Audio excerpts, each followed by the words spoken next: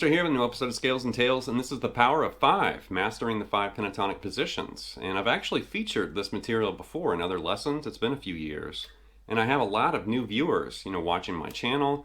So I wanted to hit this again, mainly because I've had requests for it. I also noticed in the comments section there was kind of a conversation that started, and there were several viewers out there that admitted that they didn't really know this, and you should. This is very essential, very important. I feel it's just as important as like your open position, basic chords. You should definitely learn the 5 positions, the minor pentatonic scale, major and minor, learn the conversion too. But we're going to basically approach this in a different way. We're going to approach this, not as, practicing scales, because let's be honest, practicing scales is really boring. And you want to basically learn how to use scales to create music and licks and riffs and stuff like that. So what we're going to do is, practice scales, but not in the traditional way. Technically, the opening jam there, I was jamming around, but I was also practicing the 5 positions of the minor pentatonic scale, kind of secretly or camouflaged. But this is really important, and if you've been tackling this and kind of having trouble with it, or maybe you just want to break some new ground with this material, this episode's totally for you. So to get started here, we're going to pick a key. I'm going to pick the key of A minor, and we're going to basically just serve up A minor pentatonic, which is very familiar, very standard. I mean, this is basically where most people learn this information, in A minor. The minor pentatonic scale, as Paul Gilbert's mentioned before, the scale that wouldn't die.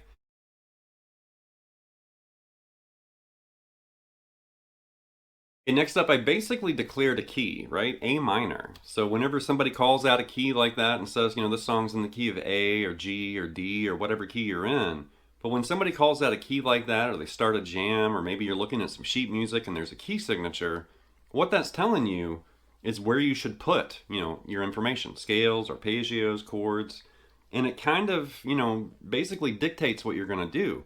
So when somebody says, hey, this song's in A minor, the first thing you should do is just think of where can I play A, like the root note, right? And we've done this before, kind of mapped out the fretboard and found, a specific note.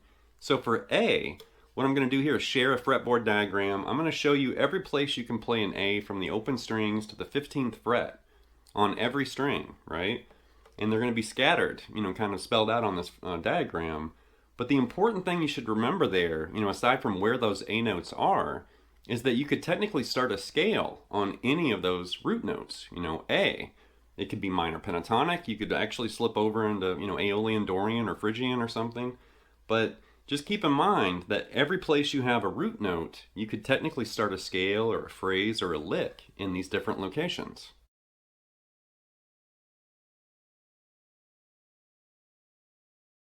Okay, so to get started here, we're going to basically bypass the open string position that exists down here for A minor pentatonic.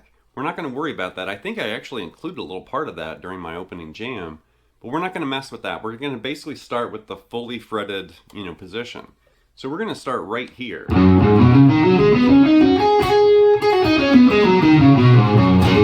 Right?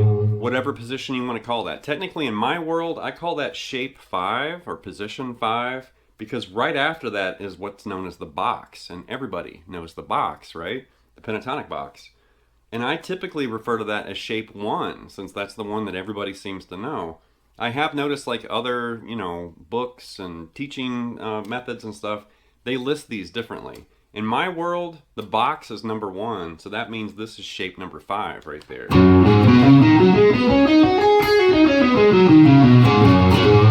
Now, what you don't want to do when you're practicing this, any scale, it doesn't have to be pentatonic, it could be any scale that you practice. You know, once you've learned the scale, don't sit there and just practice that scale like this.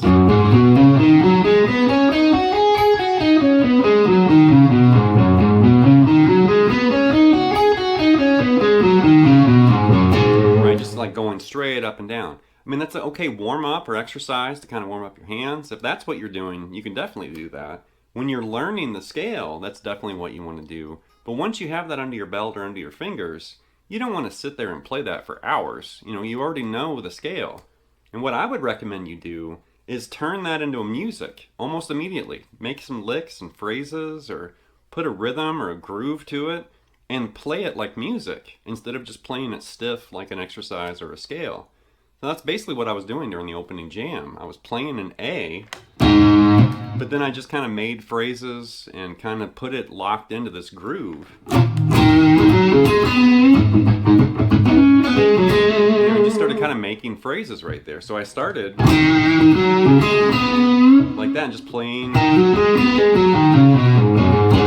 It's kind of playing with that middle area of that position of A minor pentatonic right there. And right there I went into open position like that. And then you can continue making phrases. I don't honestly remember the other phrases I made. I was just improvising during that intro. None of that was, you know, like fleshed out or worked out. So what you want to do is basically a kind of a version of that. Lock into a groove, kind of put a rhythm to it. If you need a metronome or a drum machine or a click or something, you can play with that. I was just kind of, you know, playing with my foot and kind of trying to keep the groove. And to me, that's way more interesting than this. That's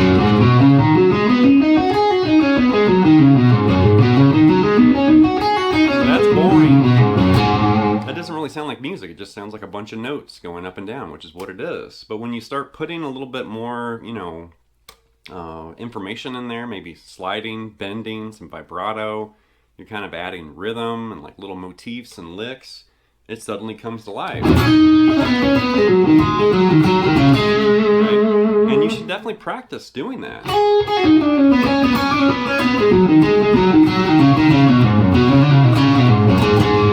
And just a heads up, I was adding the flat 5 occasionally. I think I did that during the opening jam too.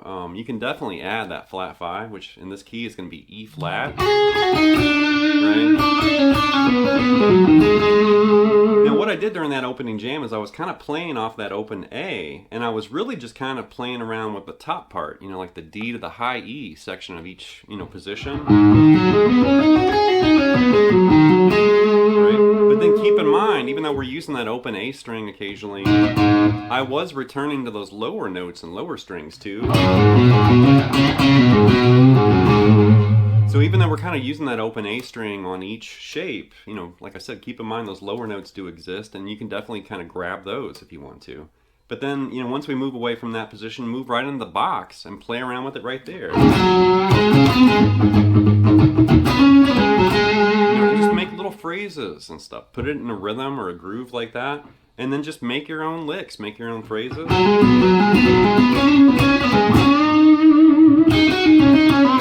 Right? You can play the top notes. Or if you want to focus on those lower notes. Right? And then I just basically kind of stepped my way up the scale.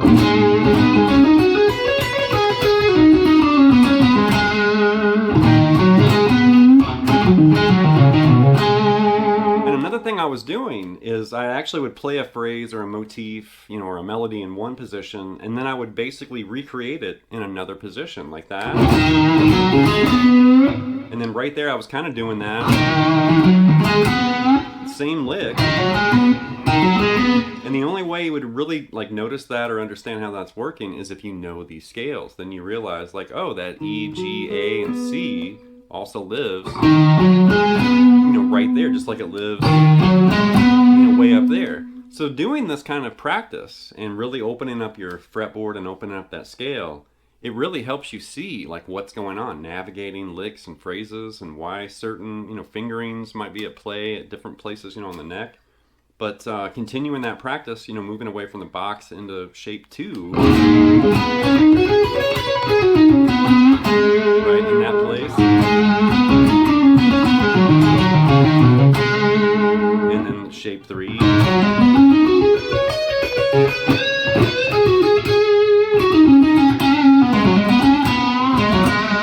And even if you're just kind of running through the scale shape, don't just play it stiff like a robot or something.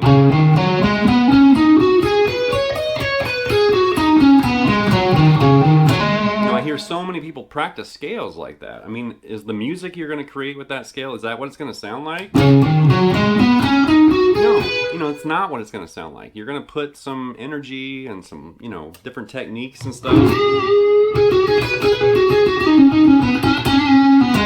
Right? You're going to make sense of those notes instead of just running them up and down like a machine. And then just keep going. The next shape here. And just finding like different ways of kind of connecting your licks and phrases. You can start bending and stuff. And then eventually, once you kind of get out of that position there, then we're basically where we started, an octave higher, way up here.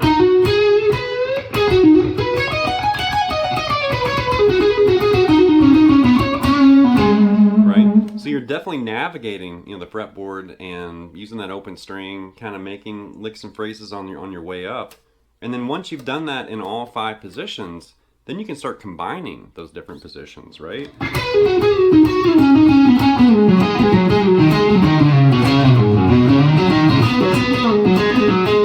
And start weaving and sliding and shifting your way through all those different scale shapes.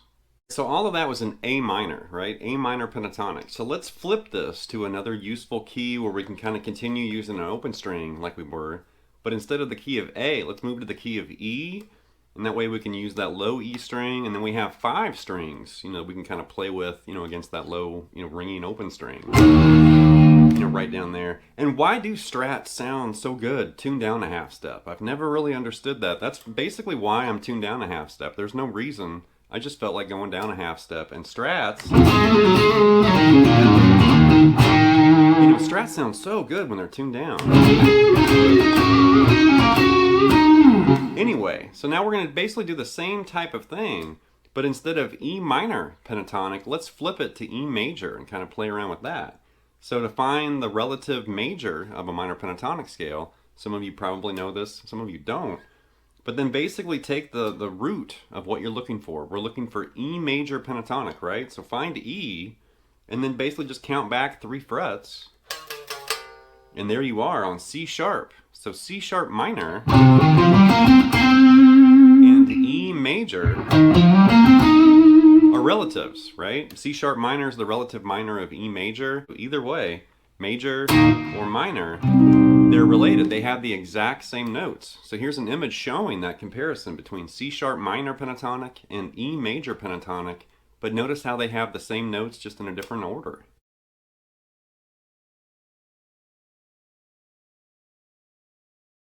So now let's do a similar thing that we did in A minor, but we're going to do it in E major pentatonic, right? And I'm just going to use that low E string and kind of let it ring and then play licks and phrases.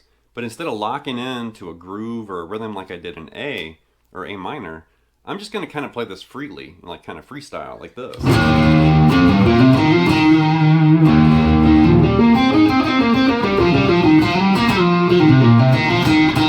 Right? And just kind of play around with those.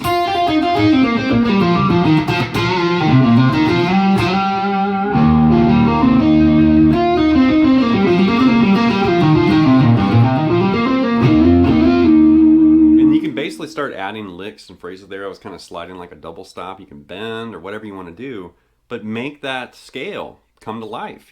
Do more than just right. Keep in mind it's E major too.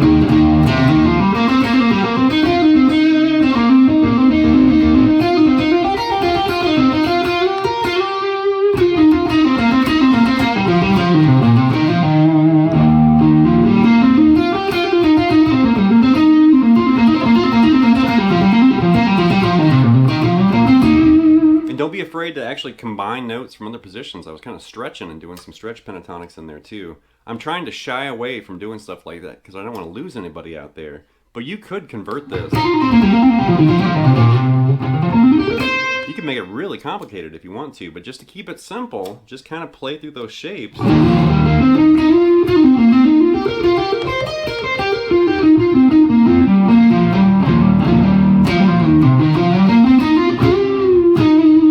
can start adding bends and stuff. Start changing like into Hendrix or something like that. But the important thing there is you're just exploring the scale, but you're doing more than just playing it stiff.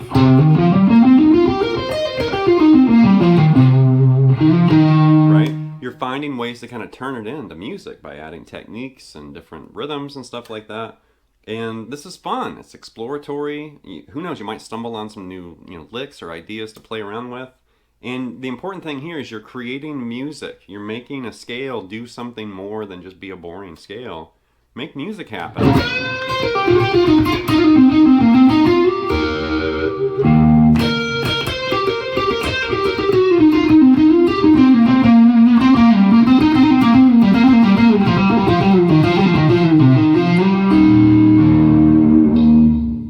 That's going to wrap this episode of Scales and Tales with the power of 5, mastering the 5 pentatonic positions. And this is really important, to learn how to change, boring, stuffy old scales into actual music, something that you'd want to hear or want to play. And I know for a long time, like in the early years for me, I didn't understand. Like I would practice scales and it was always kind of boring and rigid. And then I would stop and start jamming and playing, parts of songs or just improvise or whatever. And eventually I realized, like, hey, those stuffy, boring old scales are actually really important, and they're actually being used in a lot of these solos and licks and stuff that I was already playing. And then once I made that connection and realized, like, oh, I need to change the way I practice this stuff, it made a huge difference. Then suddenly I was practicing music instead of just practicing my technique in a boring scale. And it really opens your eyes, kind of opens your musical world, opens some doors too. And you might try things a little bit differently, locking into a rhythm, and maybe, kind of like what I was doing with that open A string, having to return to that open A string, kind of having to return to that rhythm and that groove, that definitely kind of puts you like in a little pocket. And then you have to kind of fit and play licks and phrases and then return to that groove in that little pocket. And that's a really good way to practice. Actually playing with backing tracks is like that too, where it's forcing you to play in time and in rhythm, which is crucial. So anyway, leave some feedback and comments. Please subscribe to Layout Lessons, and I'll be back before you know with more content and material. Thank you.